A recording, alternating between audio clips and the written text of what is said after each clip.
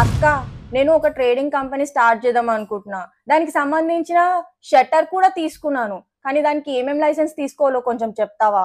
నువ్వు local municipal trade licence అనేది తీసుకోవాలిరా. ఏంటి ట్రేడ్ లైసెన్సా?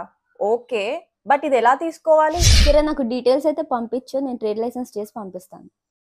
అక్క, ఇన్స్పెక్షన్ కి జిహెచ్ఎంసి మున్సిపల్ కార్పొరేషన్ నుంచి ఎవరో ఇన్స్పెక్టర్స్ వచ్చారు. ట్రేడ్ లైసెన్స్ అడిగితే ఇచ్చాను.